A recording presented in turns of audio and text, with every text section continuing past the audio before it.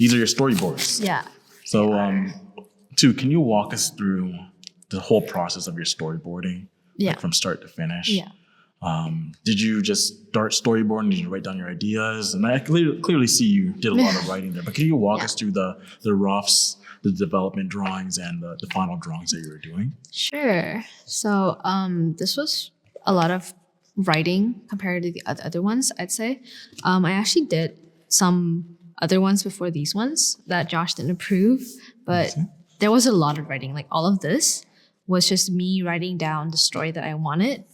And then I just turned them into the thumbnails. And then, they didn't get picked. So then I moved on and then I made bigger ones. But this time I actually used one of the tricks that Josh told me, which was to go onto random word.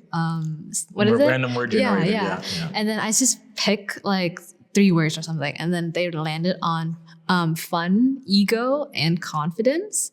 And that's how I developed these. So just based off the word fun, I thought of, okay, fun gives me party vibe. So that I made this story about like Foxy going to a party and making a new friend. And then the word ego made me think of like competitions. So Foxy was having a competition with like Dolphin, which obviously would mean he would win, but then he didn't, right? So it's kind of like the turtle and the hare type of story. Yeah. And the last one, which is the one that got picked, was based on the word confidence.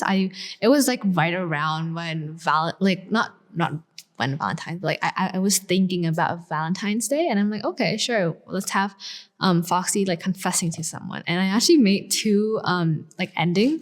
This is the happy ending where he worked up the courage, gave her the chocolate, and she accepted his love.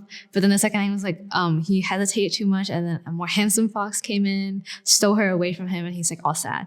And Josh liked the sad one, which is a little concerning, but we went with the sad one. You can also see I wrote a lot. Because I wanted to kind of get the emotions right for like all the frames. But surprisingly, I actually wrote them like after I did the thumbnail, because I did them like really like kind of like faded, and then I adjusted. Once we landed on this type of like this thumbnails. I actually have one question about sure. this. They're very small. Yeah. Why?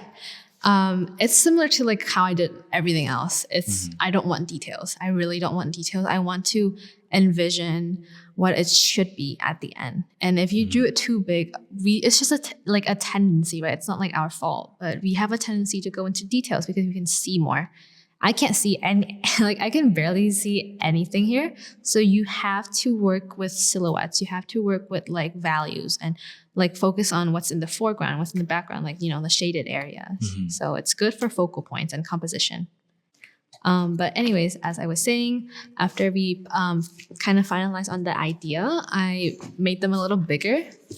And I actually did something similar to my layouts where I basically did 2 versions of each frame because Josh is picky. So we give him options. We give him options that he can pick. So this one was like more of like an upper view, and this one is a lower view, playing with contrast almost. This one was just like a little change in like posing. Josh said it was too dramatic. It was like unnecessary how he's like camouflaging. So I thought it was cute, but he didn't like it. So it's fine. And then just this one, it's like changing camera angle. This one, he really liked this one because he said it's like creating a triangle almost. So the focal point like really worked. And it creates like the third wheel type of thing, right? And the last one, just creating the ending. This was probably the hardest one in the entire process of making the storyboard. Because Josh was like, make it more dramatic. Like, have him like miserable. Have him like dying of pain, basically. So I'm like, okay. His heart has been ripped out. So let's start off with the first panel. Actually, can you just walk us panel by panel? Sure. The whole story? Sure. Now that we see it all big. Sure. So my story is just really cliche and simple. So Foxy is really excited. Like he's skipping along his way into the park because it's Valentine's Day and he made like a homemade chocolate for Bunny, which is his crush. You can kind of see her in the background. Josh said it's like a good way to foreshadow the next panel. And then we move on to the next panel where we see Foxy here, like traumatized, like literally sweating, having cold sweat, just looking at her from afar. He was like really nervous. He doesn't know if he should give it to her because, you know, you have that fear of like rejection, right?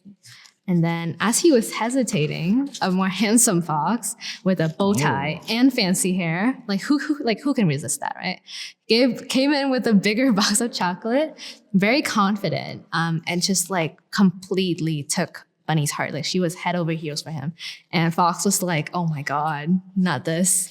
And then he's like basically heartbroken. He's miserable. He doesn't even want the chocolate anymore. Just throws it at the trash can nearby while they hold hands and walk to the sunset. And that's basically the story.